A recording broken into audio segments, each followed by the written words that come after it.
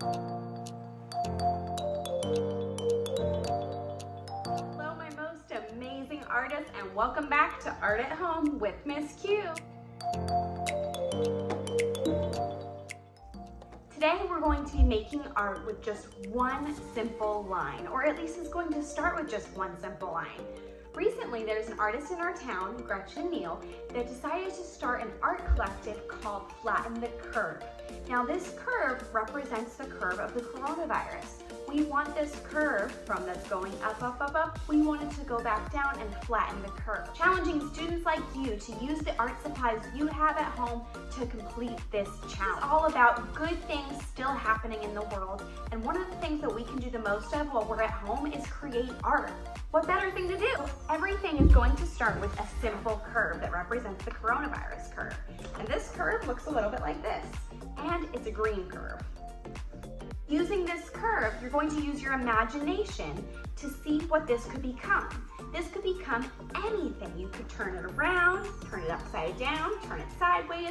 Whatever you see out of this curve is what you should draw. You're going to use this as part of your drawing. Now, it doesn't have to be a green drawing. The only part that's going to stay green is the first curve that you draw.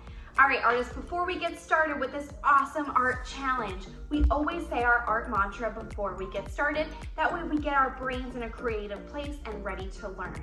All right, so you can say it and sign it with me at home. My mantra: I am positive, I am creative, I am mindful, I am amazing, I am an artist. Let's get started. I'm going to start out with that green curve that represents the coronavirus curve that we want to flatten. So I'm going to take my green crayon and make a curve in the middle of my paper, making sure it starts low, goes up, and then comes back down, but doesn't go back up again. If you would like to repeat this curve and you're happy with it, you could trace it onto another piece of paper. There's also a printable option online too if you wanted to, but the curve doesn't have to be perfect. That's not what this is about. The idea is that you're taking something that you quickly draw, a curve, and then thinking and using your imagination about how you can change that curve into something else. So whatever your mind goes to first, you might need to turn it. Maybe you see a face and it's a nose. Maybe you see a wave and it's an ocean. Maybe you see a hole in the ground. There are so many different ways to look at this, and there's no right or wrong answer. So once you have an idea in your mind, just go with it. There's no right or wrong, so you might as well just start drawing. I'm even going to use a Sharpie because I'm not going to worry about erasing. But if you wanted to, you could use a pencil so that you could erase, but I'm not worried about that. I'm just going to go with that. I thought that this looked like the body of the whale. Maybe I'm going to start thinking sea animals and sea creatures. So I'm just drawing a whale here, and I'm going to add some details to it to make it look like that. Maybe I'm making this a cute whale. It's more of a cartoon. I've got the water spout coming out and water coming out of the top. And then maybe I'm going to use that curve. Instead of making it a wave like he's riding a wave, maybe I'm going to make a unique composition, and it doesn't have to be realistic. It could be abstract in that these whales are going to all be together in a pattern. This isn't going to be how whales would normally be found in the water, but I'm going to use that curve to make the different parts of the whale 3 times. I'm going to make one on the top, one on the side, one on the bottom. Again, this should be your own unique ideas, but if you always wanted to learn how to draw a whale, well, I'm doing it 3 times here. You could do that on your own too.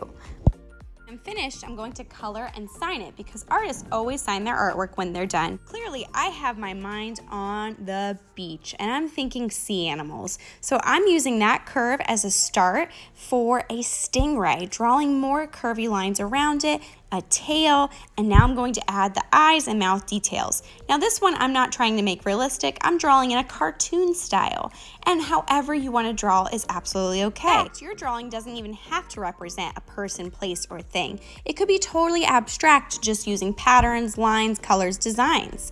But I'm going to go with my cartoon style and add some details and maybe some spots on my stingray. Maybe I'll add some bubbles in the ocean, other sea creatures, and then color it the same process that I would with any other drawing, keeping that green curve clear so that everybody that sees this in the art collective or collection of art with the curve is going to be able to see where I started from and what my imagination went to when I saw that curve on my paper. Draw one more example when I'm done with this one, just to get your mind thinking of how this curve can turn into so many different things. It doesn't have to be exactly what I'm drawing. In fact, I would really like it if you come up with your own idea.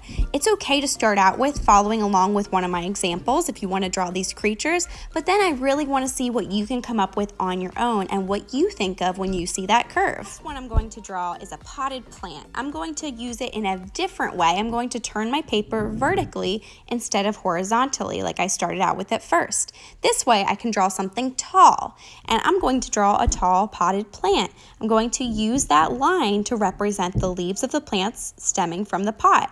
So this is a different way that you can draw something. If you want to follow along, you can. But again, please make sure that even if you try my example, that you're going to use that curve to think of your own idea too. That's the whole point of this art collective. And it will be awesome because the artist will even share some of your drawings on that page with all of the other parts of this project. It's a really cool thing to see when a community comes together to work on a project, especially during a time like this, during a pandemic. It's all about all coming together and creating art. Right, awesome artists, stay positive, flatten that curve, stay home, stay safe, wash your hands, and keep on creating. I cannot wait to see what you create. So if you're my student, make sure that you upload a photo of your artwork to your Artsonia account, and that way I can even share them with the artist. Or if you want to share them with the artist directly and give her permission to post them, you can visit the Instagram page, Flattened Curve Art Collective. All right, awesome artists, have a great time.